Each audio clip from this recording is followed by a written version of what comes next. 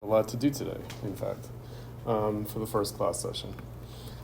So let me introduce myself and introduce the course, and then I'll have you guys introduce yourselves, and then we'll get into some of the material we have to cover today in class. All right, so I'm Chris Cutrone. I'm the instructor for the course, and I teach in art history, theory, and criticism, but also VCS, visual critical studies. And my area of expertise is Frankfurt School critical theory, Marxist critical theory, Benjamin and Adorno. All right, so this is my specialization subject matter. This is one of the courses that I've taught for the longest and most frequently at SAIC. So I've probably taught it 22 times, or this might be the 22nd time, something like that. I also have another side teaching job. Sometimes I'll make reference to them, where I teach PhD students who are social workers, who are therapists, right? So who are getting a clinical PhD. That's my little side job. In a kind of quasi-Freudian school here in Chicago. What else can I tell you about me? Faculty advisor for Platypus Affiliated Society here at SAIC, which is a group that my students started 20 years ago. My students here and my students at the University of Chicago and my friends who I taught with, our students started that organization and it's still going at SAIC. Some public events. All right, so the course, this is going to be a kind of deep dive into Walter Benjamin's writings, but we're also going to be looking at his objects, some of the objects of his work. He set himself the task, or the aspiration, the ambition, to be the greatest literary critic of his generation, the greatest German literary critic of his generation, but the greatest literary critic, really more generally, of his generation. And for that, for him, that meant being the greatest Marxist literary critic of his generation. So you guys may have encountered Benjamin through his writing on media, so the work of art in the age of mechanical reproduction. That's a sort of an offbeat piece by Benjamin. Benjamin doesn't write much about visual art, he writes about literature. And so he's a literary critic, he writes about fiction and poetry most of all, and that's what we'll be concentrating on in the course. We'll be concentrating on those literary pieces. The media pieces, like the work of art essay, the little history of photography, and the author as producer, I teach in another course, so we won't be reading those in this course. I teach that in my Adorno class on the culture industry. Now, in terms of the framework for the course, we'll be building up towards reading at the very end of the semester Benjamin's so-called Theses on the Philosophy of History. The proper title is On the Concept of History. It's his methodological introduction to a book he never wrote, a history of the 19th century in France called The Arcades Project, that he never actually finished. And so we just have his notes. We have his note cards, because that's the way they used to write books. They used to give people index note cards of citations and sources and quotations that they want to incorporate into the writing. And so we just have folders full of those cards, and then those have been published. But it's actually an unwritten book. He wrote out some parts of it that might have been included in the final book that we'll be reading on Baudelaire, the poet Charles Baudelaire. On the Concept of History is kind of a peculiar piece. It's probably his second most well-known piece besides the work of art in the age of mechanical reproduction. So we'll be laying the groundwork through the literary criticism of what you need to know about Benjamin in order to be able to understand, even begin to understand what he's doing with that piece at the end. And that's why the course is called Benjamin in History, because he is known for his philosophy of history. Okay, so in terms of the course requirements and the sort of basic materials for the course, there are several recommended books to buy.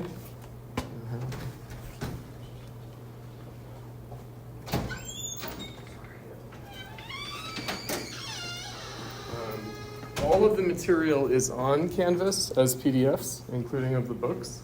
The Arcades Project full book is not on Canvas. I don't think I have that. But we have two collections of essays by Benjamin, Illuminations and Reflections. Those are the main sources for our readings. We also have selections from the Arcades Project. And then we have other essays by Benjamin not included in Illuminations and Reflections, also available as PDFs from his selected writings, his 4 volumes of selected writings. And then we have the literature and other material that he'll be referencing. So we have Baudelaire, who I mentioned. We have Henri Bergson. We have a PDF of the selections from that, Matter and Memory, that we'll be looking at. Which was the inspiration for Marcel Proust's series of novels, In Search of Lost Time or Remembrance of Things Past. We'll be looking at the first and last chapter of Swann's Way, the first volume in that collection. And then Nietzsche, we'll look at his essay on the use and abuse of history for life. We have André Breton's book, Mad Love, we'll get to later in the semester. And Bertolt Brecht's Ball, so his first publicly performed play, Ball. So of those, the really core required books, if you want to read out of physical books instead of off PDFs on Canvas, would be Illuminations and Reflections. Those are the ones that I really recommend most of all. It's going to be a pretty reading intensive course. So it's going to be about, just to play it safe, 100 pages a week. Maybe a little bit more than that sometimes less than that. But even when it's less than that, it will be qualitatively 100 pages, even if it's not quantitatively 100 pages. So it's intense reading, and what's the phrase that they tell teenagers who are suffering an existential crisis? It gets better, meaning it will be easier as we go on. The reading will become easier. We'll start with some readings. I'll tell you guys which ones are going to be a steep incline, which ones are going to be difficult, just so that you know not to get discouraged and give up. Right? Because some of the reading, at least at first, will be a bit challenging.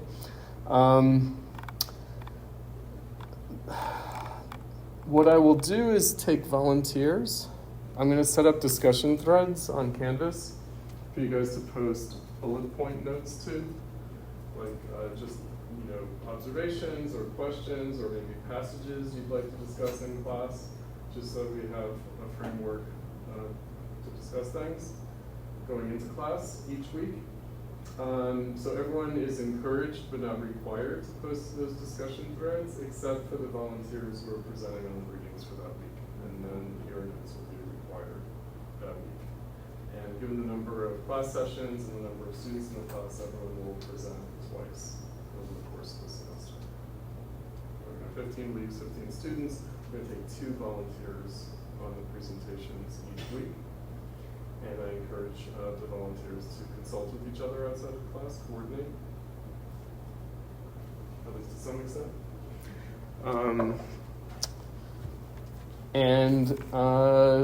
Finally, attendance for the course is important. So I know this is a grad level course. I know that grad students have professional careers.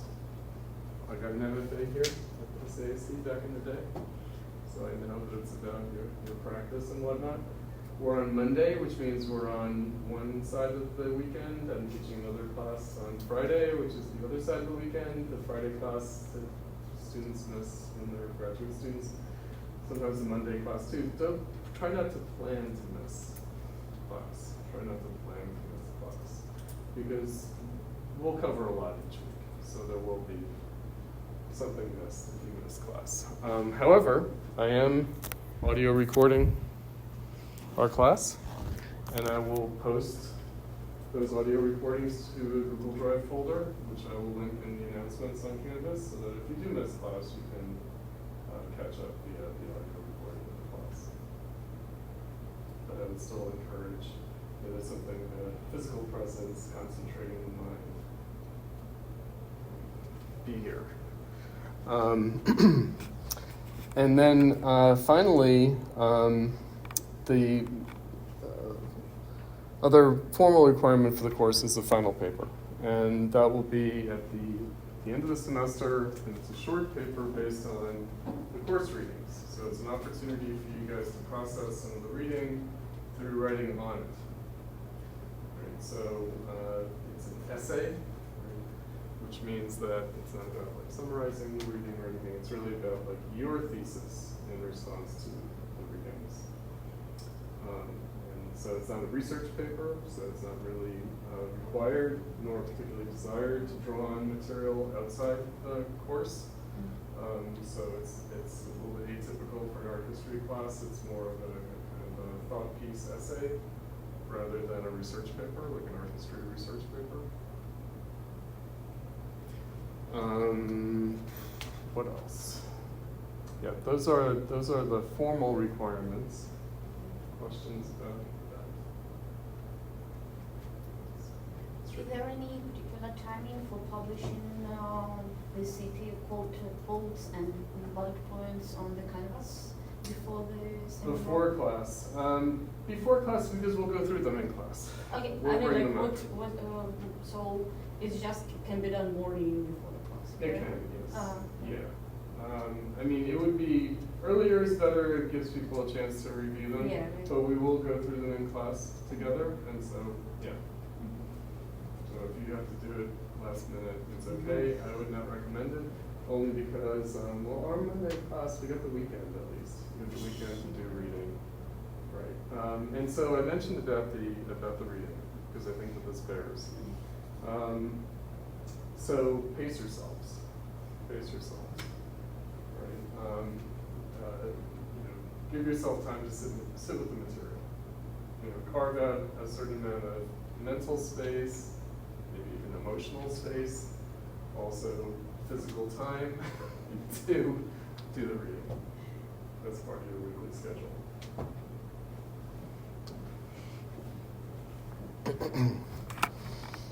Okay, so you'll notice that on the syllabus there is this preliminary reading idea, and I think who wrote me? Somebody wrote me asking about this.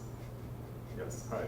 Okay, so really it's sort of ideal but not real, meaning these are like things that you might want to get a head start on. They're kind of like in another course I call these parallel readings, right? So they are, if you don't want to have to read like a lot of Kafka or a lot of Proust, or for that matter, a lot of Baudelaire, just in the week that we're discussing Benjamin's essay on them, read them ahead of time. Right? Again, allow yourself to experience the literature too. Because in class, we'll be focusing mostly on what Benjamin says about them, rather than on the literature itself. But it is important for you to kind of have an experience of the object that Benjamin is writing on. Rather than just taking his word on it. Because he's trying to engage it. He's presuming, we will see, he's presuming that his readers have read what he's talking about. And so shall we. All right, so we will miss class next week. That's why we're starting as early as we're starting in some ways. It's also because we can get a week off for Thanksgiving. You'll see on the syllabus that I say that we might meet critique week later in the semester. I try to ask them to schedule me to do a panel on another day rather than on my teaching day, and then depending on you guys' availability, it's an optional class session that we might need to utilize to catch up if we fall behind, or maybe to allow ourselves some breathing room to talk about the readings towards the end of the semester that we might want to give more time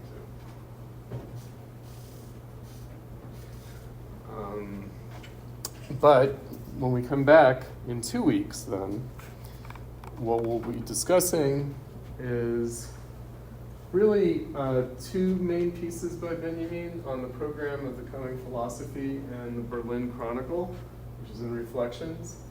We also have two pieces by Sigmund Freud. We have On Transience, very short piece, and Mourning and Melancholia, which is one of Freud's so-called meta-psychological essays. Because Benjamin will be incorporating some Freudian categories in this discussion, so it will be good for us to know what he's talking about. So the topic next time will be melancholia. Melancholia, depression is what we call it now. Actually, it has a slightly different clinical definition as depression than is melancholia. Melancholia is like a kind of an ancient term. Depression is a modern term and a kind of much more recent term. DSM will define it differently than melancholia would have been defined culturally for Benjamin and for Freud. Also, Freud defines it differently than the standard diagnostic manual now. But nonetheless, that's it. It is basically depression. And Benjamin himself is usually kind of pigeonholed into this, that he himself personally is seen as a melancholic or as depressive. If you guys know anything about Benjamin, he took his own life while fleeing the Nazis. And so suicide always sort of suggests depression, even though maybe actually suicide is preferable to being tortured in a concentration camp, and so maybe you don't have to be depressed to kill yourself when you're fleeing the Nazis, actually. But he gets sort of, caricatured, I would say, as a melancholic. In fact, he's trying to, we will see, diagnose melancholia as a societal condition. If we live in a melancholic society, maybe capitalism generates melancholia in a new and different way than people have experienced it through the ages. So that will be a central category for us going into our further reading from Proust, who's also seen as a melancholic. Proust. Nietzsche also, I think, is seen as some kind of a melancholic, and certainly he takes it up in his own writing. He's a manic. He's a manic, which is just the flip side of a melancholic or a depressive. But we'll get there. All right, so to wit, on the program of the coming philosophy, I will just tell you guys what that's about. That is about the neo-Kantian philosophical background, the kind of dominant academic philosophical fashion of the time was neo-Kantianism, and so that's where Benjamin is coming from. We will see in the reading that we do today, Benjamin is a Nietzschean, and he was a neo-Kantian, and then somehow Marxism answers his questions about these things later. He converts to Marxism around the time of World War I and the Russian Revolution, but he goes into it as a neo-Kantian and as a Nietzschean, and then he sort of has a different interpretation of those things via his Marxism. So we'll be doing Kant and Freud, basically. Doing Kant and Freud, and then we'll be bridging into the Proust because the Berlin Chronicle is an autobiographical piece that's also an essay, and that is Benjamin's attempt to do a kind of Proustian piece of writing. So. All right, anyone interested in volunteering for next time? Could I get two people for next time? Hello. Hi. What's your name? I'm Rex. Rex, hi. Yeah. Hi, good, great. That's one. Anyone Was else? I presenting a reading? Yeah. Is there like a more of a description of it? Or, Your reaction to it, like what you wanna prioritize, what stood out for you. Maybe I'll be setting up a discussion. Oh, got you. The online thing. Yeah. Okay. Yeah, and then you can present it as well, of course. Who else? Anybody?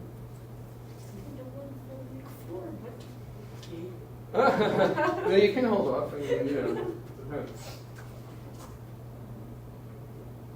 The neo-Kantian piece, the program of the coming philosophy, will be one of those readings that will be like, okay, well, it's got to I think you're ridiculous. So just as a warning. I can mess it up because I'm first. Yeah, so no, it's fine. Anyone for a second? Let's do it. Oh, you will? Okay. Okay. What's your name? Sasha. Sasha. Okay, Rex and Sasha. Okay, so coordinate how you want to, or bounce ideas. Great, excellent. All right, so what we're going to do today is there are two films, each of which is 30 minutes. So we need about an hour to watch these two films. And one is Night and Fog, Alain Resnais. And then the editor of that film is Chris Marker, is himself a filmmaker, and won't be looking at his piece much, I think. Which was the basis for 12 Monkeys. You know 12 Monkeys? 12 Monkeys is like a weird Hollywood version. Who's the filmmaker with that? Is that Terrence Gilliam? No. It's some screwball filmmaker, it's some screwball director. We did Brad Pitt and Bruce Willis. Bruce Willis Oh, is in yeah. 12 Monkeys. Yeah, That's right. he's the main character in 12 Monkeys. I haven't seen that in a long time, but anyway, we'll be seeing the original film. And it will be, both of which will be introducing some important things for us.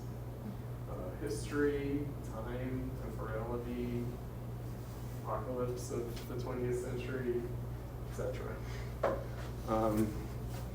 But we will also actually get our first taste of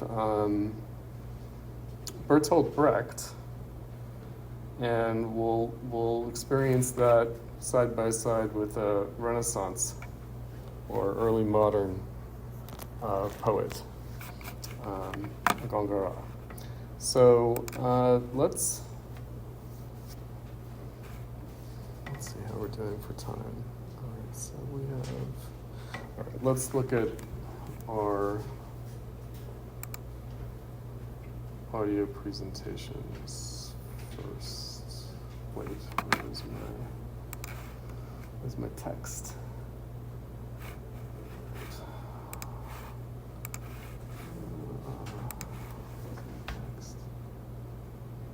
Oh, here we go. Ah, okay, yes. That's one. And then...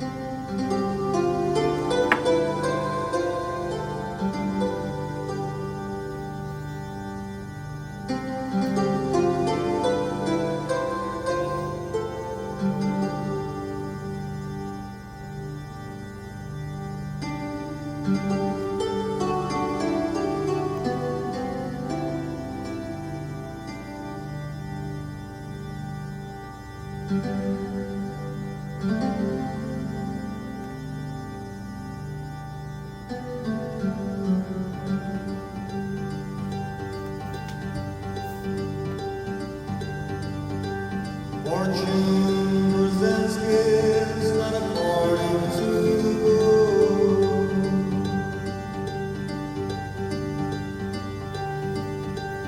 Fortune presents gifts not according to the rule.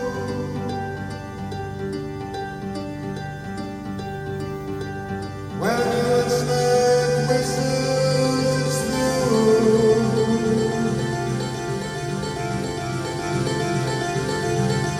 When you expect fruits, it's wisdom.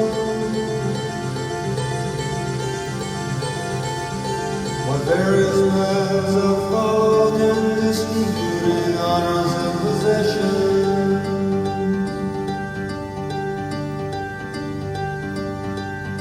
gives awards to some and penitence goes to others.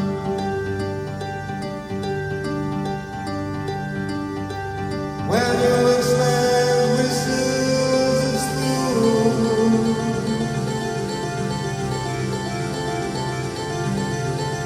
When you extend fruits, it's whistle.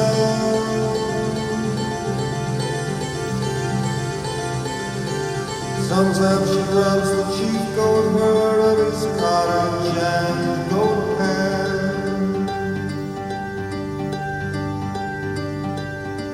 and to whomever she fancies the lamest goat is born to kiss.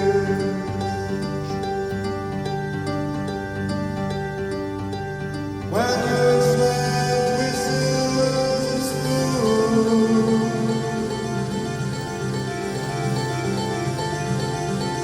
When you extend fruits, it's whistle.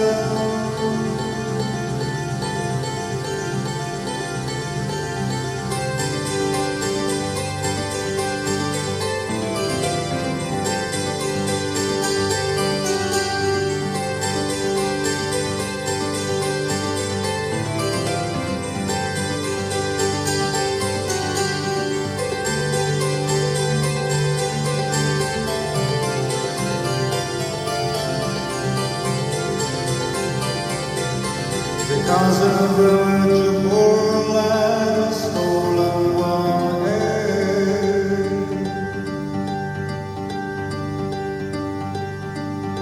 He swings in the sun, and another gets away with 1,000 crimes. When you extend whistles, it's through.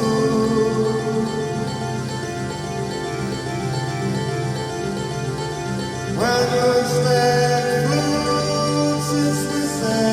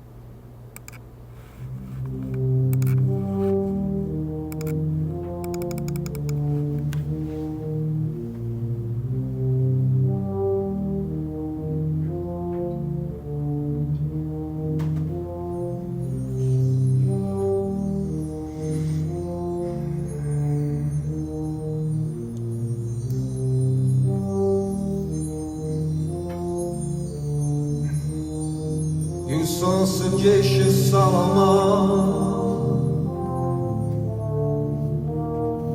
you know what came of him. To him complexity seemed plain. He cursed the hour that gave birth to him, and saw that everything was vain.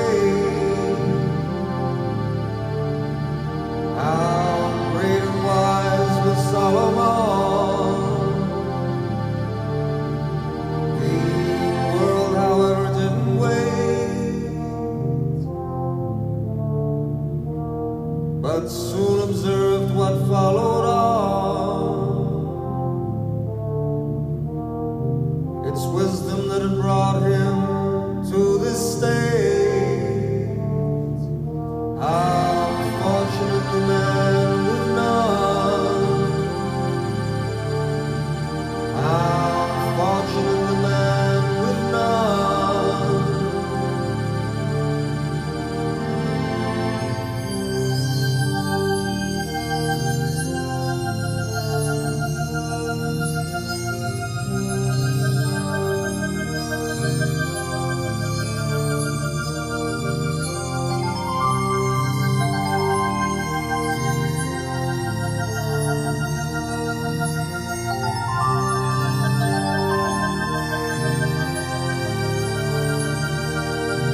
You saw courageous Caesar next. You know what he became.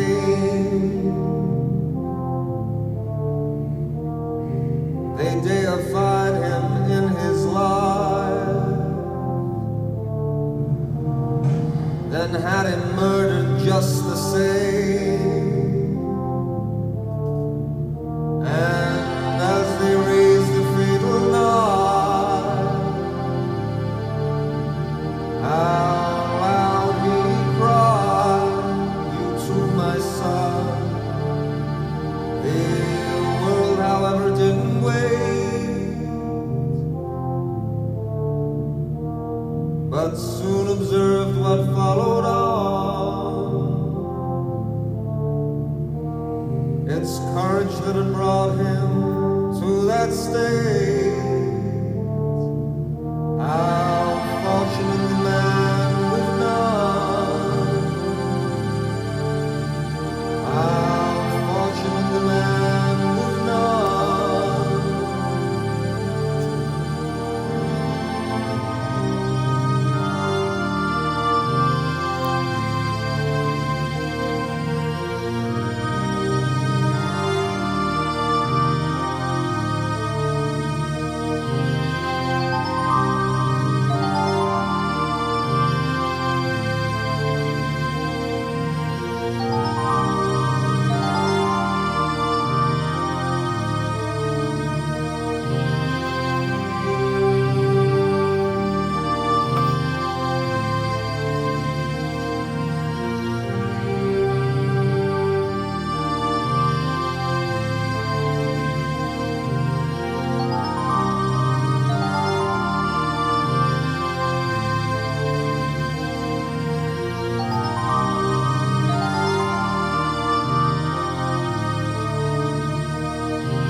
You heard of honest Socrates,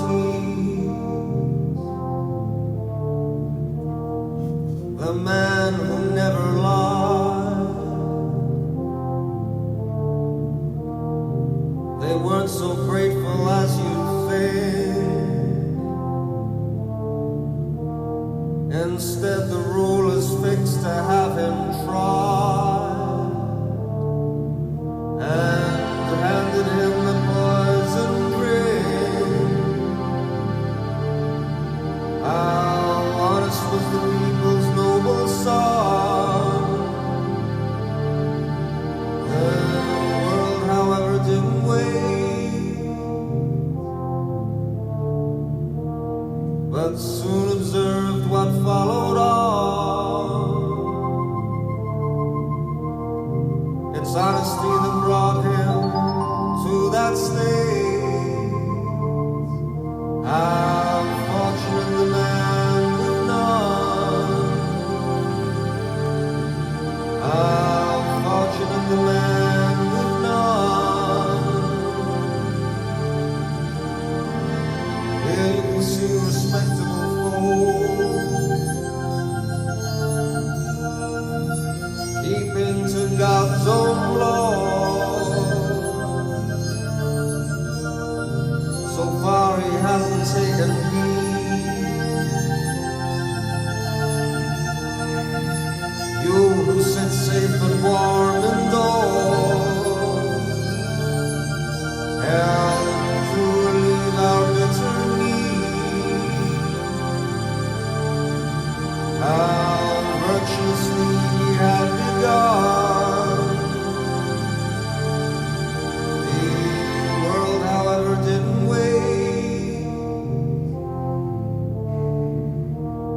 but soon observed what followed on. It's fear of God that brought us to that state. How fortunate the man with none. How fortunate the man with none.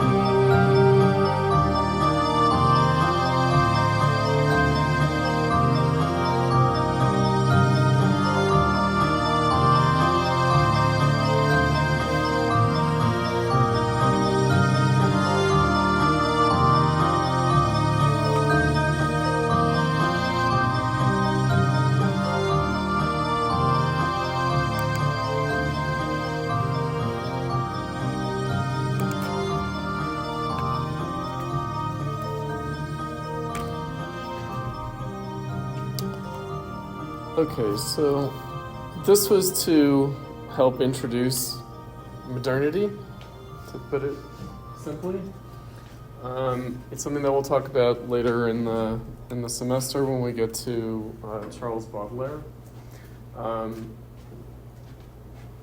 With three terms that people use interchangeably that they really shouldn't.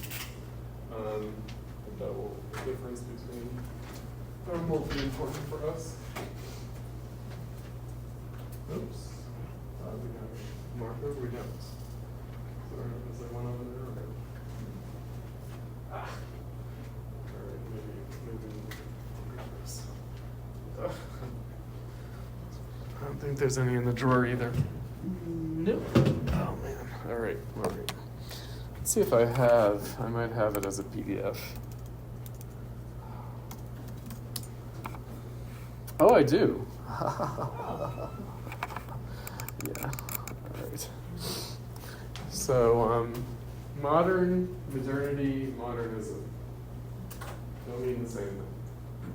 They meant the same thing, they do the same word, they're not the same thing. Okay, so modern is actually an ancient word. It just means current, present. Right? So, modern means the present relative to the past, meaning now as opposed to then. Modern as opposed to ancient. Ancient just means what came before. Like ancien regime just means the prior regime. Ancient, capital A, ancient for us means like classical antiquity, the ancient Mediterranean world. Ancient. Modernity, however, is a word that Charles Baudelaire coined. Modernity. And that is the unique condition that is new and different about the present. It's not just relative to the past.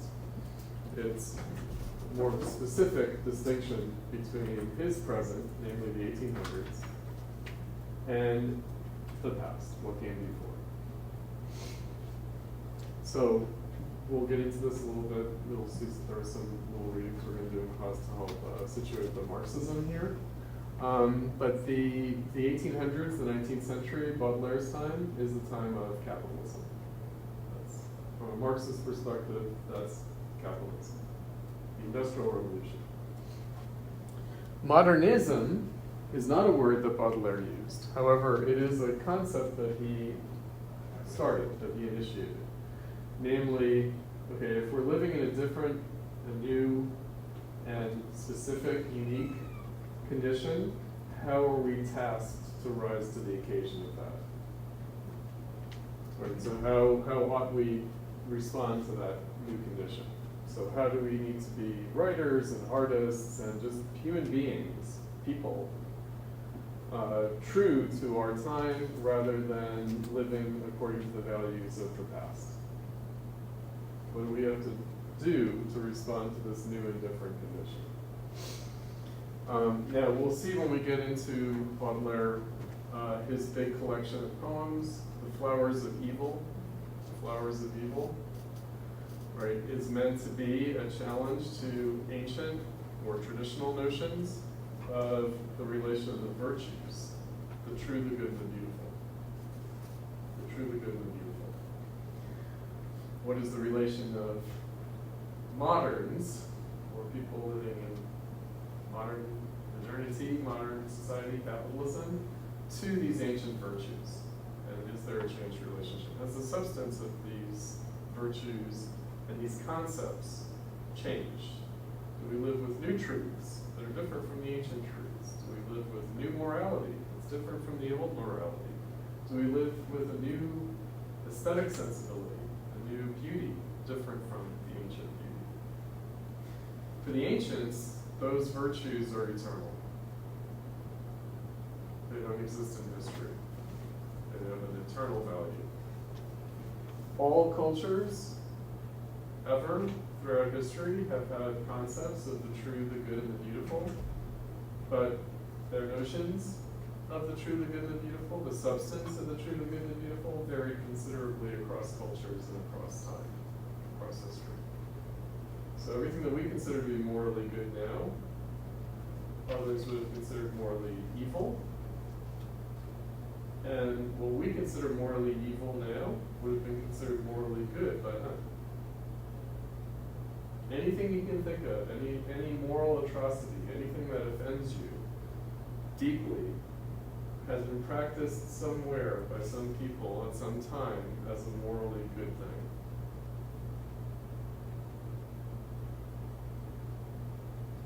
It's a little bit of Kant. We'll get into it next time. Kant says, okay, we got the true, the good, and the beautiful, but they change. So how do we have to reconsider how we think about these things if they change? If everyone has had a notion of the true, but the truth changes, does that mean that the true is no longer a valid category? It does not mean that, it turns out. It doesn't mean that there's no such thing as truth just because it changes.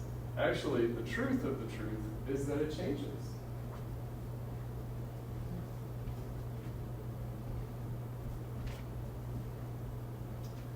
All right, so again, Baudelaire, modern modernity, modernism, how do we need to respond to the new truths, the new moral values, and the new aesthetic sensibilities, the new beauty that we have now in our society?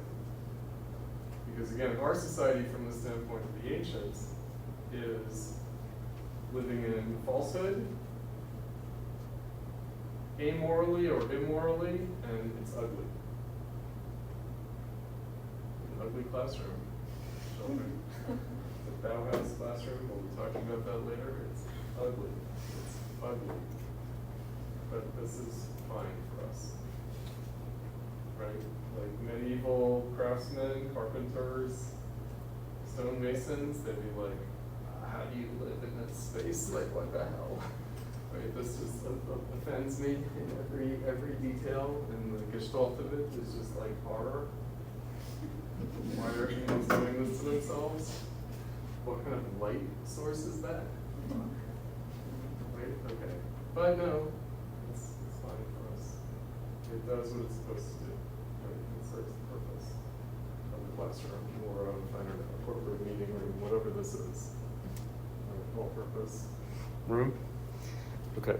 So, fortune.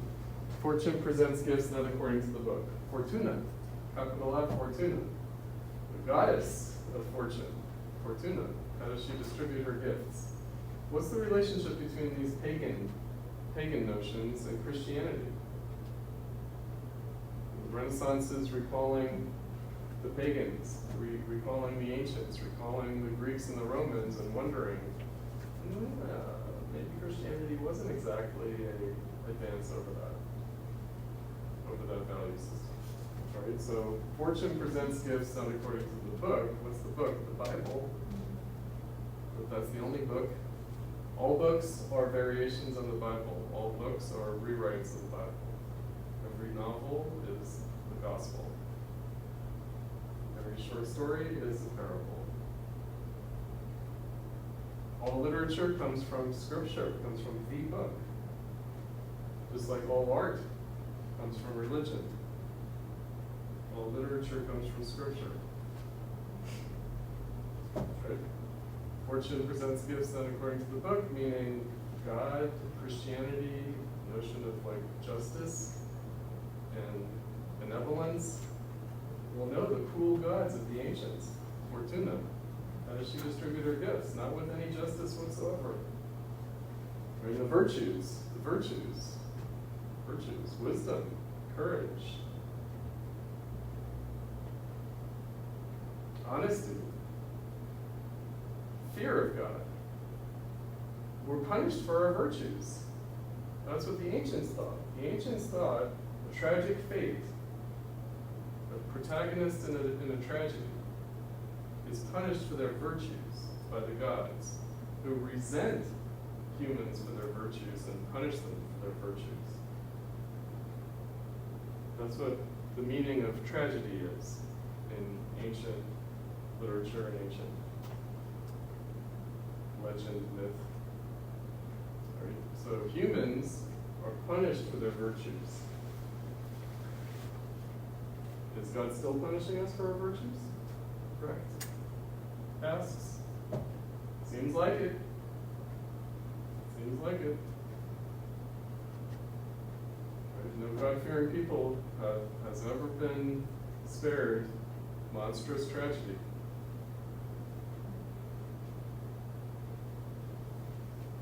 Right? Again, modernity. How do we think about these things? How do we feel about these things? How do we translate our modern, new, different conditions still in ancient terms? Luck. Are you lucky? Are you unlucky? Fortune. Good fortune, bad fortune, misfortune. Luck. We still believe in these things. Right? Are we modern at all? Or are we just the same as ancient peoples? Well, no. We are modern because we're living completely differently from them, and we actually do have different values from them.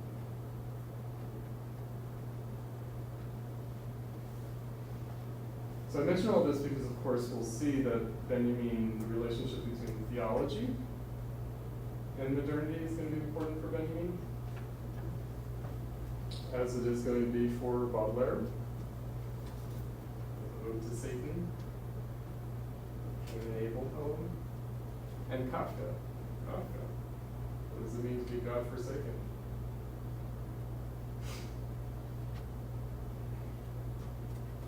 What if humanity is God-forsaken, profoundly? So, but we've situated. How are we understanding these things? How are we handling our reality in these terms, in these categories? Right? And what does it mean to be modern? And how do we understand modernity? I mentioned that Benjamin is a literary critic, also a literary historian, and something of a philologist, very similarly to Nietzsche. When we get to Nietzsche, we'll talk about that, being a philologist. Being a student of the history of language. How has language changed across history? How has the use of words changed? Subtle changes in at the level of language and what that indicates about history. And again, how do we even think about language is something that we'll talk about later in the course, especially because language comes from God. Except it also doesn't come from God, because we are kicked out of paradise and are therefore denied access to the actual Word of God, and yet we also have the actual Word of God, the Scripture, and yet it's kind of not the actual Word of God, but we're supposed to get the Word of God through the language of man that is actually part of the punishment for defying God and getting kicked out of paradise, and not being able to understand God's words and meaning as part of our punishment. We thought we could eat the forbidden fruit from the tree of knowledge and know, and God denied us access to knowledge as punishment for that. So language has this ancient power. We live in the modern capitalist world, but we use ancient languages. All the languages that we have are from before capitalism, and so we have to make sense of capitalism using this ancient tool that's not meant to talk about our reality at all. What happens to language in that context? Why do we feel alienated from language? Why do postmodernists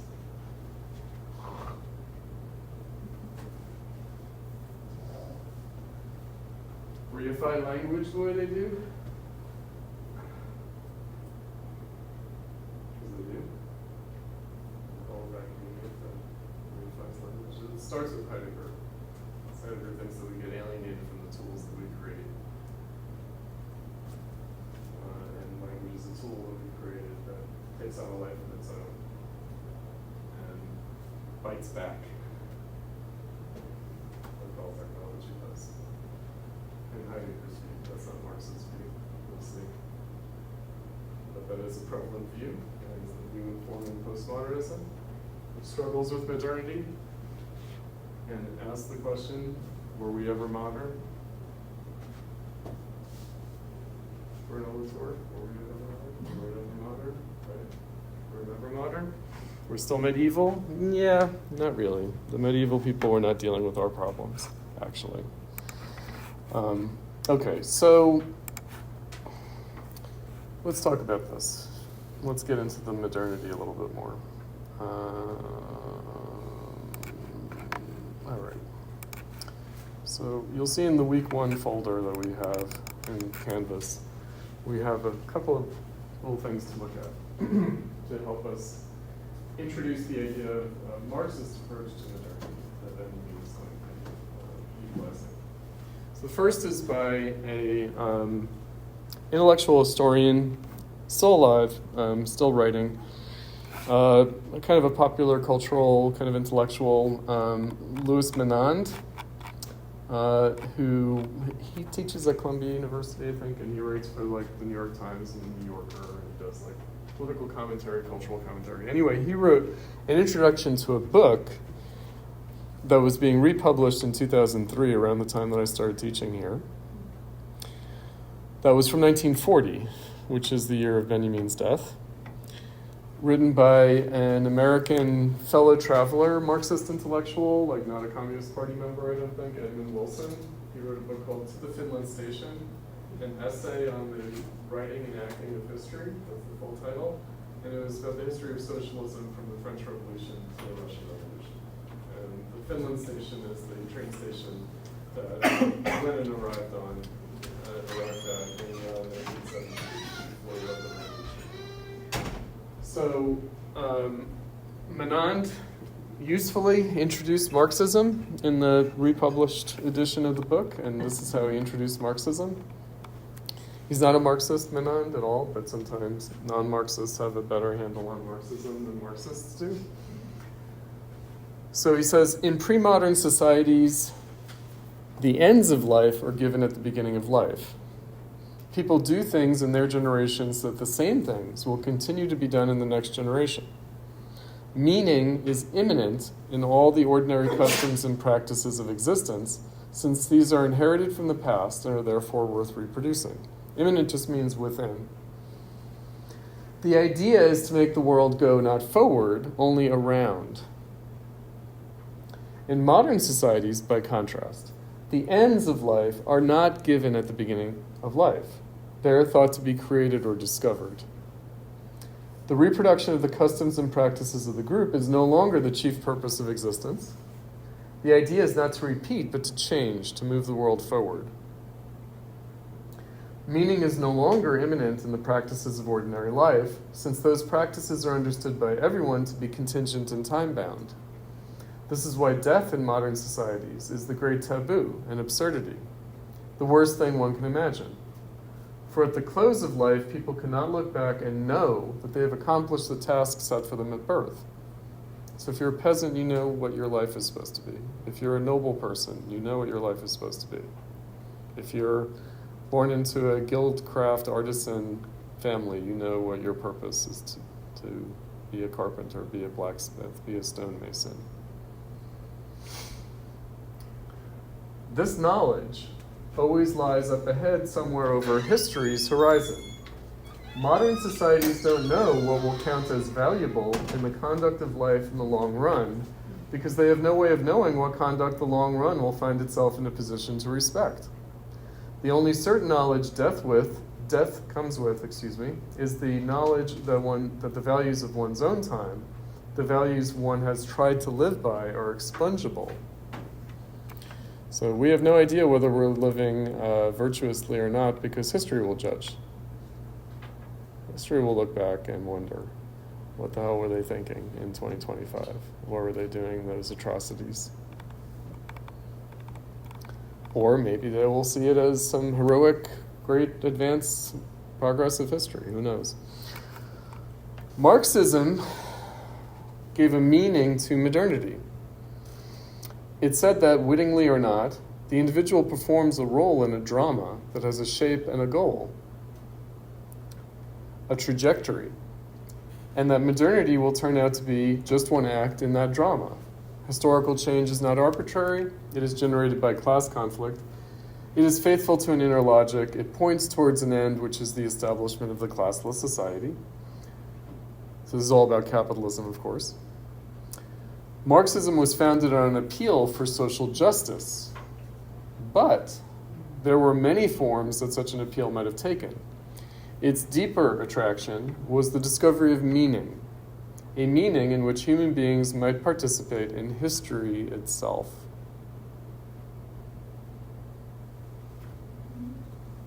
When Edmund Wilson explained in his introduction to the 1972 edition of To the Finland Station that his book had been written under the assumption that, quote, an important step in progress has been made, that a fundamental breakthrough had occurred. This is the faith he was referring to, that Marx and Engels were the philosophers of a second enlightenment. So the philosophers, those are the Enlightenment in the 18th century, the 1700s, especially the French Enlightenment. They were the philosophers contra philosophy.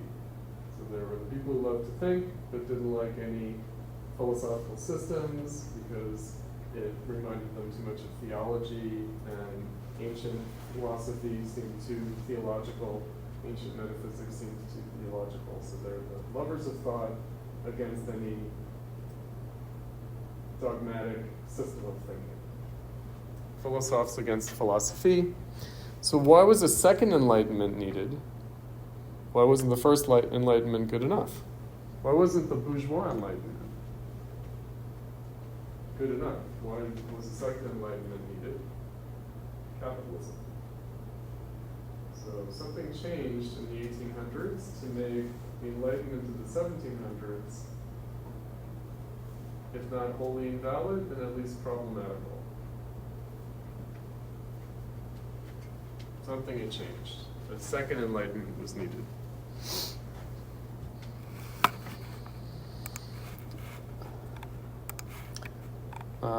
I have an excerpt from the introduction to the Hackett edition of Nietzsche's Use and Abuse of History for Life, or Advantage and Disadvantage of History for Life, that we'll be reading later in the semester. I've excerpted the introduction by Peter Pruss, who's a scholar of philosophy, who also addressed this issue of history and modernity in the 19th century. So let's see what he says. He says, man, unlike the animal, is self-conscious. He's aware that he is alive and that he must die. And because he is self-conscious, he is not only aware of living, but of living well or badly. Life is not wholly something that happens to man, it is also something he engages in according to the values he follows. Human existence is a task. Whatever a person does finally receives its meaning, only so far as it is integrated into the total task of existing. If it fails to further this task, it is valueless. If it hinders this task, it is to be rejected. The quest for knowledge and truth is also part of the task of existing. And like every human enterprise, it receives its value from being integrated into the task of which it is a part. The 19th century, that's the 1800s, had discovered history. And all subsequent inquiry and education bore the stamp of this discovery.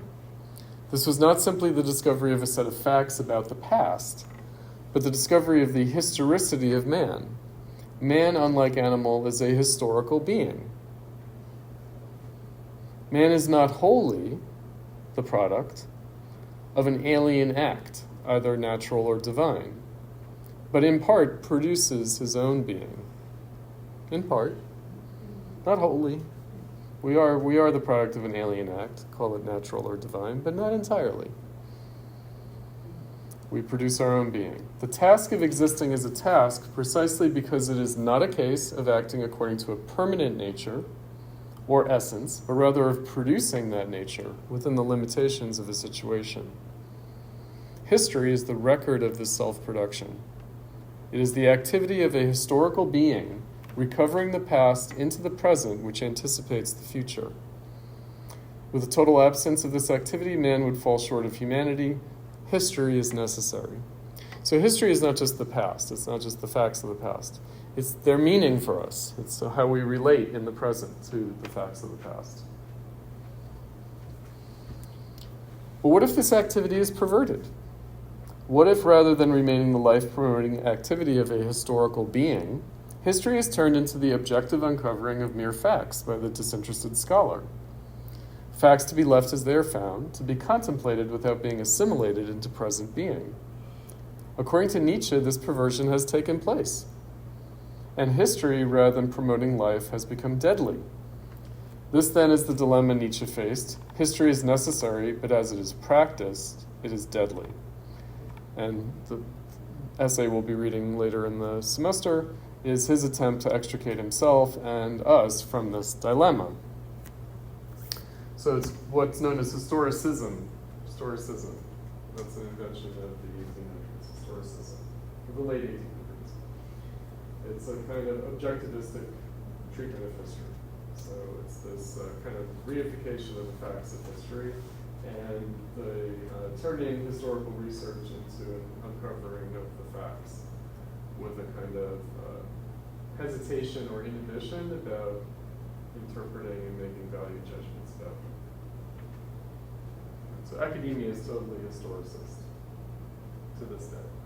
Totally historicist. Right, just the facts. Yeah. No, that's a perversion. We need to wrestle with what they mean.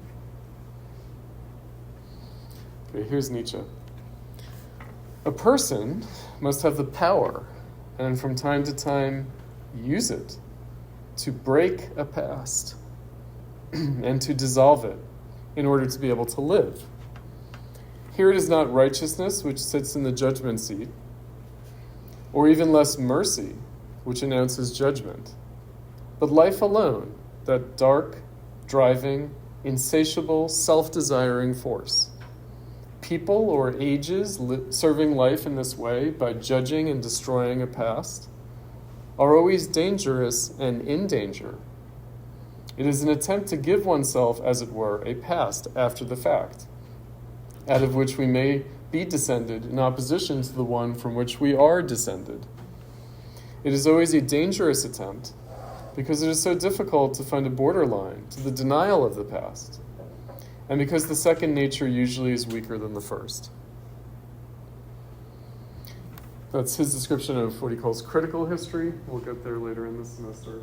So it's when we no longer practice monumental history, we're no longer engaged in a kind of canonical relation to the past, where we know the great events and great figures of the past because they harmonize with our values in the present. Historicism is what we call antiquarian history. That's when we are lost in our value system and we don't know what things mean, and so we just try to collect all the data possible. Right? Because we have no way of knowing what means what. And then critical history is when we get so sick of amassing the data that we are forced to make judgments and cut through it and decide what's important and what's not important, and what our values are. And he thought that was the period he was living in the late 1800s, that had gotten to that point. Again, in the era of capitalism. We might have lost a sense of the meaning of the past, tried to deal with the anxiety of that by amassing all the data possible in order to finally render a judgment and move on. Move on from capitalism, overcome capitalism. But we haven't done that yet, have we? We've not done that yet. So we just have all these server farms collecting all the data that one day people will make sense of. But we feel we can't. Maybe AI will make sense of it for us, because we can't.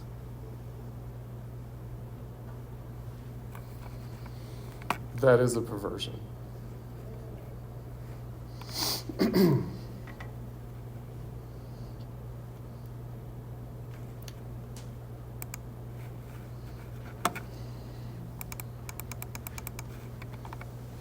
Actually, I'm not going to go to this one. I'm going to go to Benjamin for a second. Here's Benjamin. This is something we'll be reading in a few weeks. So we got two, for today, we've got two aphorisms from his collection of aphorisms called One Way Street. And that's in Reflections. It's the first piece in Reflections book. So we'll read today Fire Alarm and To the Planetarium. This is where Benjamin talks about capitalism, basically. So here's Benjamin. The notion of the class war can be misleading. It does not refer to a trial of strength to decide the question who shall win, who be defeated, or to a struggle the outcome of which is good for the victor and bad for the vanquished. To think in this way is to romanticize and obscure the facts. For whether the bourgeoisie wins or loses the fight, it remains doomed by the inner contradictions that in the course of development will become deadly. It's capitalism. The only question is whether its downfall will come through itself or through the proletariat.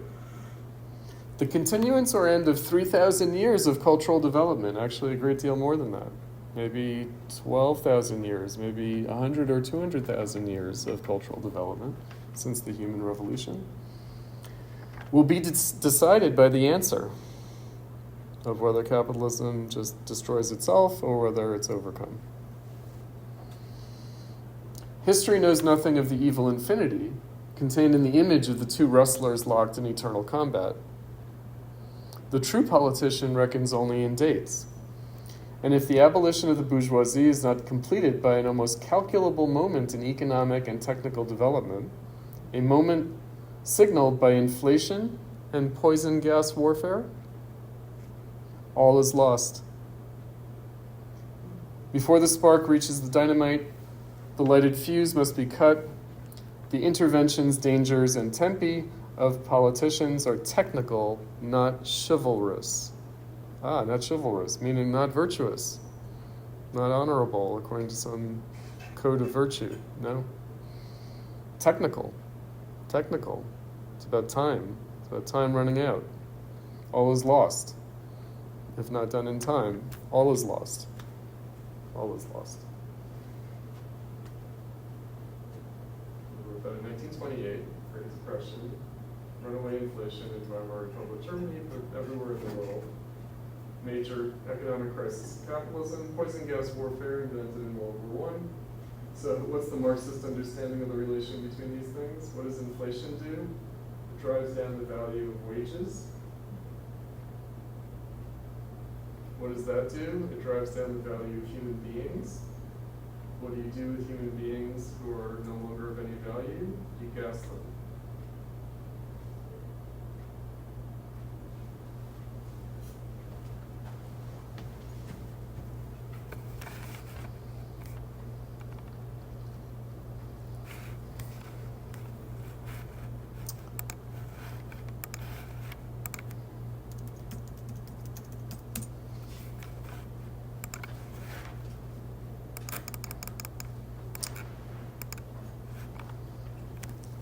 Here's the other aphorism, a little bit longer. If one had to expound the teachings of antiquity, teachings of the ancients, with utmost brevity while standing on one leg, as did Hillel that of the Jews, it could only be in this sentence: they alone shall possess the earth who live from the powers of the cosmos. Nothing distinguishes the ancient from the modern man so much as the former's absorption in a cosmic experience scarcely known to later periods. Its waning is marked by the flowering of astronomy at the beginning of the modern age. Kepler, Copernicus, and Tycho Brahe were certainly not driven by scientific impulses alone. All the same, the exclusive emphasis on an optical connection to the universe, to which astronomy very quickly led, contained a portent of what was to come. The ancients' intercourse with the cosmos had been different, the ecstatic trance. For it is in this experience alone that we gain certain knowledge of what is nearest to us and what is remotest from us, and never of one without the other. This means, however, that man can be in ecstatic contact with the cosmos only communally, only by communing with it. It is the dangerous error of modern men to regard this experience as unimportant and avoidable, and to consign it to the individual as the poetic rapture of starry nights. It is not. Its hour strikes again and again, and then neither nations nor generations can escape it, as was made terribly clear by the last war, that's World War I, which was an attempt at new and unprecedented commingling with the cosmic powers. Human multitudes, gases, electrical forces were hurled into the open country. High-frequency currents coursed through the landscape. New constellations rose in the sky. Aerial space and ocean depths thundered with propellers, and everywhere sacrificial shafts were dug in Mother Earth. This immense wooing of the cosmos was enacted for the first time on a planetary scale, that is to say, in the spirit of technology. But because the lust for profit of the ruling class sought satisfaction through it, technology betrayed man and turned the bridal bed into a bloodbath. The mastery of nature, so the imperialists teach, is the purpose of all technology. But who would trust a cane wielder who proclaimed the mastery of children by adults to be the purpose of education?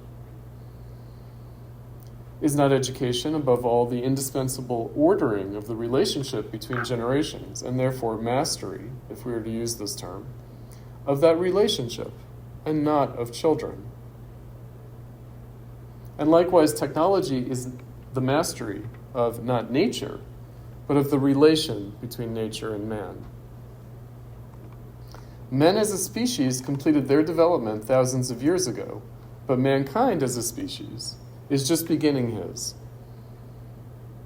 In technology, a phusis is being organized through which mankind's contact with the cosmos takes a new and different form from that which it had in nations and families. Phusis means physical nature, the Greek word.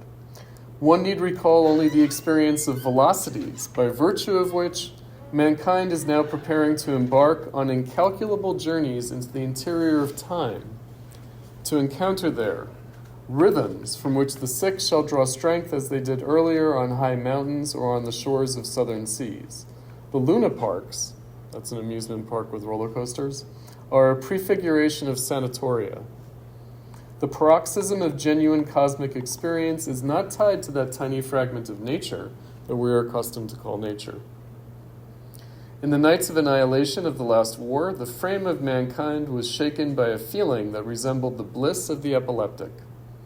And the revolts, actually the revolutions, that followed it were the first attempt of mankind to bring the new body under its control.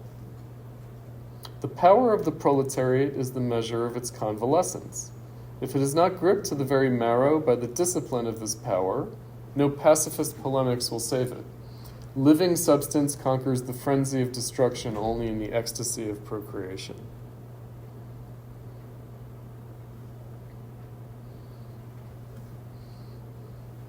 Oh, there's a lot there. So, cosmology, right? To the planetarian, cosmology. If you study cosmology, that's the term for understanding the physics of astronomy, basically. The stars appear, the universe appears to be structured and its dynamics. Cosmology. Marx has a phrase, the bourgeois cosmos. Bourgeois cosmos. Okay, so they've used this word a few times and then we just use it. So what does bourgeois mean? Something that we'll get into. Bourgeois is a French word, it means urban. It's related to the burg, the burghers. The burghers are the people who live in the burg. The burg is the town. Bourgeois means urban. So bourgeois society, modernity as bourgeois society means urban society as opposed to rural society. So traditional civilization for thousands of years. The mode of production, to use a Marxist phrase, was peasant agriculture, subsistence agriculture. It happened on the land. There were cities, but the cities were not sites of production. They were sites of religious authority and political administration. Whereas now the city is the center of our actual physical reproductive existence in the bourgeois Europe. Now, of course, now we have suburbia and exurbia, which is just the universalization of urban space. Urban space and time. So urban space and time, bourgeois society, the bourgeois cosmos, space and time in bourgeois society is different than it was for the ancient peoples. For them, it was the rhythm of agriculture. It was the cycle of seasons. It's the cycle of time. Whereas for us, it's a direction. A direction. Direction of production. A direction in alienated form of technology. Technology, we reify technology because it seems to embody our social process of production in an alienated form. So we tend to think that technology is doing things to us, and we forget that technology just is us. So as Benjamin put it, a prosthesis. Technology is a prosthesis. So when we feel like the prosthesis is acting and not us, it's because we've lost control of the prosthesis. It's not because the prosthesis is actually doing anything. It's because we've lost control of it. So the idea is that capitalism is the generation of possibilities that we have not mastered, to use the language of the planetarium. So we've created potentials and possibilities in practice that we as a society have not mastered. And because it seems to have escaped our control, we think that technology does things to us. Did you guys see the second edition of Twin Peaks? Mm-hmm. Right? So Bob, right? Where does Bob come from? He comes from an atom bomb, right? He's like the evil spirit unleashed by the atom bomb. That then like does all these weird things to our protagonists. It's the theodicy. What's the origin of good and evil? And what's technology in that framework? David Lynch definitely read his Benjamin. I can tell you, I talked to him about it.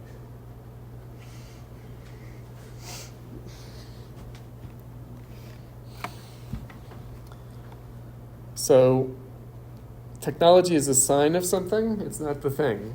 It's not the actual thing. It's a phenomenon. It's a manifestation. It's a symptom. It's a symptom that we seem to live in a reality that's controlled by technology. That just means that we've lost control of this thing that we've created that actually is our responsibility. And it is really us. It's us. By the way, that's what the word capitalism means.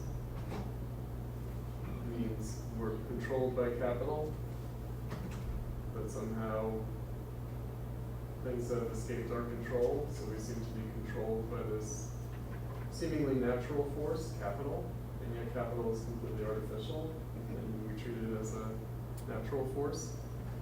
Or as many put it in another essay, capitalism is religion. We put capital in the place of God. This Hegelian context, we created God. God is just what we call our own freedom, our own capacities, our own changing reality. And then of course Nietzsche knows that God is dead.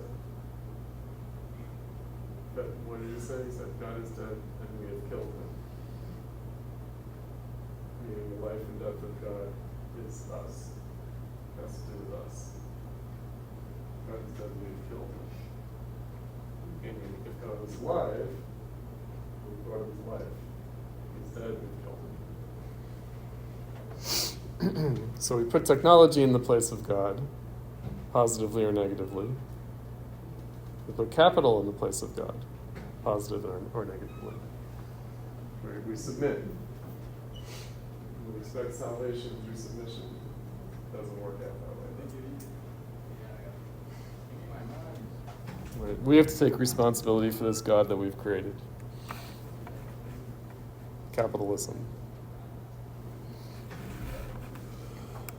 According to Benjamin. According to Benjamin. I'll tell you guys this. So, my teaching style is that I'm the advocate for the reading. So I'm going to try to channel, communicate the coherence, the point, the intention, right, of these readings. And then you guys can think about whether it makes any sense or is useful or whatnot, right? But it's important that we not ventriloquize ourselves through things. Right, that we not just do this narcissistic thing of reading what we want to read into things. No. There's no point in that. Right? We've got to encounter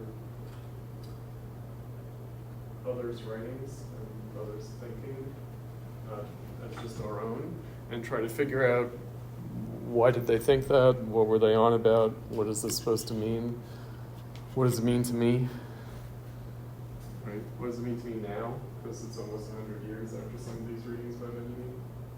What does it mean now? Is it true? Is it not true anymore? Was it true? Was it never true? Is it still true? How is it still true? How does it resonate? How does it not resonate? Because we're reading it across a historical distance, and yet we're still reading it. So why am I teaching a Benjamin course at SASC? Because curricularly, right, they think that students need to read Benjamin, and that's what I'm hired to do. Right? Because Benjamin has been canonized, people think he's important. He may not be. He may not be important or relevant. They say so institutionally, and so let's give it a go. Let's see. Let's try. Right? Powers that be, they keep this shit in print. And yes, it's a cultural commodity. They keep it in print because they don't know what else to produce. They don't know what will sell. Oh yeah, Benjamin will sell. We'll keep that in print. Right? But really, it's up to us whether this means anything at all. But I'm going to voice it as meaningful, relevant, coherent. There's a point. We're going to encounter in his writings, Benjamin's a frustrating writer. He tries things. He tries different things. Rhetorically, he tries strategies. One of the things that we'll be aware of in the course is different strategies he tries. He tries to be a little Proustian in his writing. He tries to be Kafkaesque in his writing. He tries to be Brechtian in his writing. He tries to be Baudelarian in his writing. He tries all different styles, rhetorics to get his ideas across. It doesn't always work. It's more or less effective. He's a human being, a writer. Yes, like I said, language is the voice of God, but still. Right? And so it's not always going to work, and so we're going to have to figure things out also. Okay, what is he trying to say here? Does it work, does it not work? And also the translation is not always great. Translation is decent, but it's not always great. And which is ironic because we'll see that he's not at all one of the people who thinks that things are lost in translation. We'll be reading from him on this.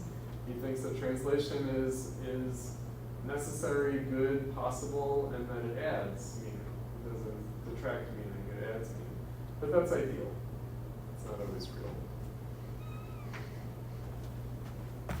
Right, but my because I think sometimes, I think that it's very different from our post-New Left pedagogical circumstance in academia, where it's like a pseudo-collegiality, where it's kind of like, oh, what do you think? Right? And of course, I was a student under these like New Left baby boomer pedagogues who abdicated responsibility. And I was like, what do you mean, what do I think? I don't know what the fuck to think. I read this, I have no idea. Right? Tell me what it means, right? The kind of weird, like, non-authoritarian pedagogy. No, this is what we do old style. We do old style. I'm an expert. I know what I'm talking about. I have authority. Let me tell you guys what it means. Otherwise, what's the point? Right? Otherwise, what's the point? Yeah. All right. One more thing I want to do.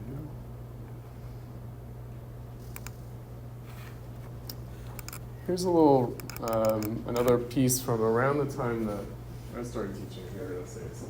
And it's by a professor of mine at the University of Chicago, Robert Pippin, who's a philosophy scholar. He's a scholar of Hegel primarily, but also of Kant and also of Nietzsche. And he comes out of a Frankfurt School background. So he was a New Leftist. He was in the SDS. He and his group of friends, they went on to become all like weird scholars of Marx and Hegel. In their chapter of the Students for a Democratic Society at Trinity College back in the day. And as a young professor, he got a job at University of California, San Diego, where Herbert Marcuse was teaching towards the end of his life. And Marcuse took Pippin under his wing and said, child, I'll you know Marxism. Right? And not the worst person to encounter, Marcuse, a Frankfurt School guy after all, someone who knew better than me than Jordan. And so that's where Pippin's coming from. So he wrote this. He was on the editorial board. He is on the editorial board of a journal called Critical Inquiry that's published out of the University of Chicago. And they had a kind of survey of people on the editorial board and other people, literary writers and academics, on the current state and potential future of critical theory. And many people submitted responses. I liked Pippin's the best. Let's see what he has to say, because it will help situate. He's going to give us some language, especially leading into Kant next week, especially leading into the whole neo-Kantian thing. Okay, so Pippin says, other board members, editorial board of the journal, I suspect or expect, will comment on the state of matters critical in literature and the arts. There is also, of course, the status of the critical theory of society. Critical theory of society, of course, that's Marxism. So I want to say something about the state and future of critical theory as such, en sich. Essentially, he calls it the left Hegelian Marxist Frankfurt School tradition. Although, he says, the notion has become broad enough so that even the likes of Heidegger, who was a Nazi, and his influential legacy in Army of Epigones is relevant or are relevant. So who's the influential Army of Epigones? Those are what I would like to call the French fries. So Foucault, Derrida, Deleuze, but also Lacan, and also kind of Lacanian Marxist Althusser. Right? French theory he's saying, is also now included. Why is it included? Because Heidegger's included, even though Heidegger's whole point is to defeat Marxism. It's wrestling with and trying to defeat Marxism. So in some ways it's directed against critical theory, but now it's become part of critical theory. What did you say the thing at U of Chicago was called? Critical Inquiry? The journal? Yeah. Yeah. Okay, so he says, there are obvious implications for contemporary literary theory, but I won't get into that. This will just be an attempt to identify the still unsolved problem. It will have to be breathless, and I'm not entirely sure it is relevant, but here goes. The historical dimension first, he says, I understand critical theory to be at its core a post-Kantian phenomenon that is very much a legacy of the original Kantian idea of critical philosophy, a critique of reason by itself. He says, the basic claim is that first philosophy, prima philosophia, the foundation of all pre-modern university learning and science, was not in fact any longer regarded as first. A critical account of the possibility of such, or any other claim to know, was first necessary. What then does it mean to see Kant, or the Kantian moment, as the hinge on which something quite new in the history of philosophy and social and perhaps aesthetic theory swings open? The most important result of the all-destroying Kant was the destruction of metaphysics as traditionally understood, that is, a priori knowledge of substance. Philosophy, non-empirical claims to know, could not be understood. That's how he's defining philosophy. So, can we know anything without empirical experience of it? Can we know things a priori? And yes, we can, and that's what philosophy is about. Could not be understood as about the world or things in themselves, but rather had to be reconceived as concerned with our mode of knowledge of objects. And we'll be getting into this, subject-object, with many mean. Let me jump ahead. The most important result for later critical theory concerned the status of necessity in philosophy. So why is philosophy necessary? Or Kant's attempt to argue that some philosophical account of the once-and-for-all necessary conditions of knowledge was possible. To make a very long story very short, after Kant, while the critical attack on the very possibility of first philosophy survived, so traditional philosophy is kind of overthrown, this faith in a formal philosophy, capable of delivering an epistemological form of necessary truth, did not. Retaining the notion of a subjective contribution to, legislation of, the possibility of representational content, or all aspects of human existence fraught with oughts, but without the necessity or fixity, meant that it wasn't long before the most important aspect of the Kantian aftermath was apparent, Hegel's famous claim that philosophy is its own time apprehended in thoughts, or that every philosopher is essentially a child of his time. This all meant that some new way of conceiving philosophy adequate to the realization of the radically historical nature of the human condition was now necessary, especially one that could distinguish in some way what was central, elemental, essential, in some way, that on which other quite variable and much more contingent aspects of human historical time depended. The problem of understanding properly, especially critically, conceptual, artistic, and social change was henceforth at the forefront of much European philosophy. And then he says, it was also the time, as this consensus was building about historicity, post-metaphysical philosophy, and so forth, that some consensus was also building in European high culture that the modern forms of life coming into view after the middle of the 19th century, so mid-1800s, or so, was in some basic way unacceptable, unaffirmable, pathological even, certainly ugly. Again, capitalism. And he says a recoil most dramatically first obvious much earlier in Rousseau. To cut to the chase, it then became obvious how difficult it would be to theorize, as it is now put, this gap or absence or lack in this new comprehensive form of life. So he says, no appeal to an underlying unrealized human nature was possible, no appeal to an independent moral criterion was possible, and the idea of an underlying historical teleology such that what was missing was what was not yet actual, but being realized, began to seem a metaphysical regression. This meant that the problem of critical theory turned out to be connected to a very old problem, indeed the oldest long ago, called the problem of non-being. How to say what is not without saying nothing. In this case, it is the problem of theorizing what was historically absent, missing, simply not, in this historical moment, and understanding the nature of its claim on our attention. or how to understand, theorize the recoil or aversion to modernity, already apparent in Holderlin's Nostalgia and other romantic productions, Holderlin, who was Hegel's college roommate, and much more evident in evidence in Kierkegaard's The Present Age, The Sickness Unto Death, Nietzsche's Death of God, and so forth. Formulating an adequate account of what was missing, unrealized, or just unacceptable in these altered conditions proved difficult and provoked ever more radical solutions. He says, I think this problem remains poorly understood and hardly yet well worked out. Not resolved by Benjamin's Messianism, which is what we're going to be talking about, an idiosyncratic philosophy of history, nor in Adorno's negative dialectics and attempted recovery of the non-identical, although Adorno comes as close as anyone to realizing the generality and difficulty of the post-idealist dimensions of the problem. And I'll say about Adorno, as Adorno will come up in the course, he'll make a couple of cameo appearances. Adorno was, according to Benjamin, Benjamin's only student. He said, I've had one student, that's Adorno. He was denied an academic appointment. He never got an academic job, Benjamin. Adorno did, but Benjamin did not. And then he says, and not worked out or well understood in the most radical response to the problem, Heidegger's.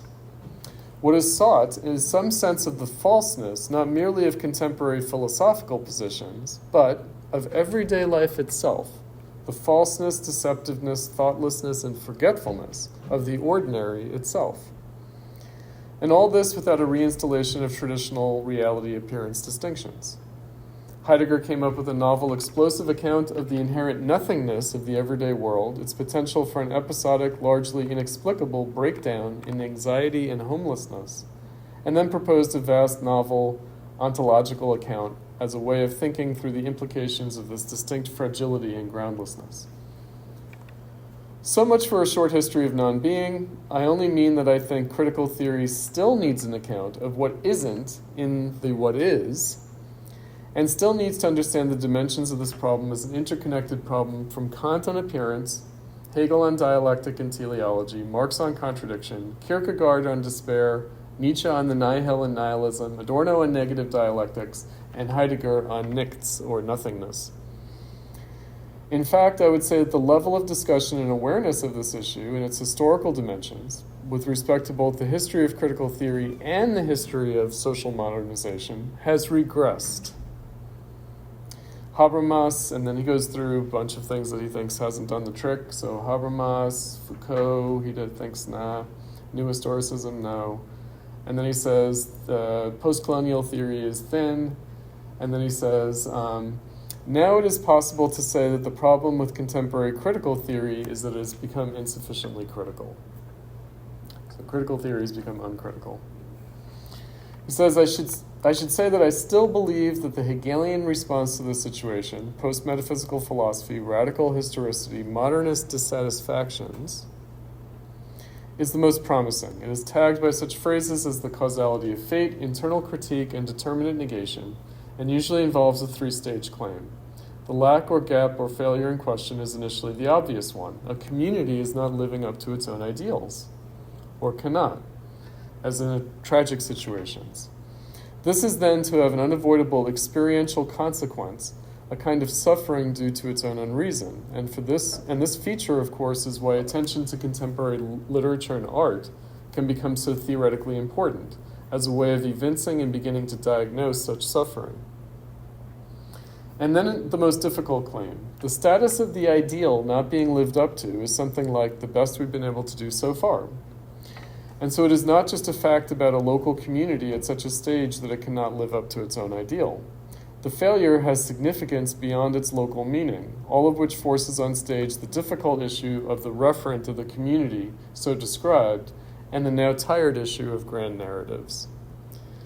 Something that we'll talk about later in the course. The grand narrative that postmodernism was against is Marxism. Marxism is the grand narrative of history. It is the grand narrative of history. It's the grandest of all grand narratives of history. Regardless of how all that might be worked out, there is also a historical cost for the neglect or under-attention or lack of resolution of this core critical problem, and that cost is repetition. Essentially, the cost is the rather mysterious repetition, now over several generations, of a number of the original moments of recoil, revulsion, and alienation among the founding formulations in modernism. How long can art be about the end of art?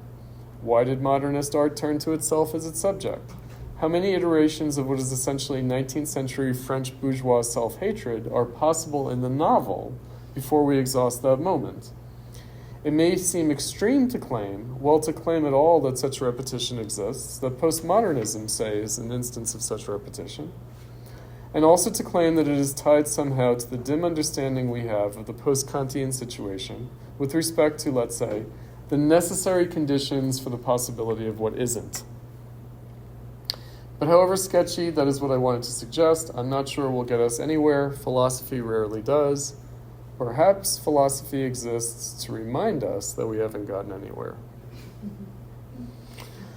That's a little strange Adornoism, and also strange little Marxism, which is the idea, going back to Hegel actually, that philosophy had been overcome, that we no longer needed philosophy, that philosophy had sort of permeated social reality. Everyone was a philosopher, and therefore no one had to be a philosopher anymore.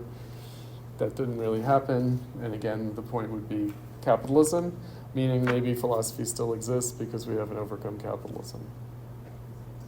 And that would include the metaphysical character of philosophy, meaning maybe we still have philosophy because we're still living in capitalism as our metaphysical alienation. And that's what we try to talk about in our philosophies.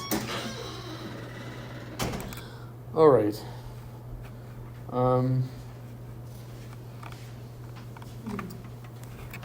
Here's an example from before Benjamin's time, Rilke, modernist German poet. But German modernism, we will see in Benjamin's writing, he talks about this. German modernism still understands itself mostly in romantic terms, in terms of romanticism. And so one of Benjamin's missions is to establish on a better basis the dialogue between French modernism and German modernism, still very much under the influence of romanticism. Right, so Rilke. So romanticism is that sense of the loss of a canon, the loss of a cultural meaning, the loss of a sensibility, a common kind of aesthetic sensibility. So it comes after classicism. So classicism is this notion of a kind of canonical history. Romanticism is the sense of having lost the plot. And so usually romanticism will refer back to pre-bourgeois, pre-modern conditions. It will refer back to the Middle Ages or the ancient Greece and Rome, classical antiquity. It will also turn to non-Western culture. That's why primitivism starts with romanticism. Right? There's a kind of nostalgia for other ways of being in the face of modernity. So here's a nice little trope, we might say, or image from that: the archaic torso of Apollo. Right, so this is a statue of Apollo, but we just have the torso of it. So who's Apollo? Apollo's the god of form. He's the sun god. He rides his chariot across the sky. That's the sun, and the rays of light give form to the world. So he's the god of form.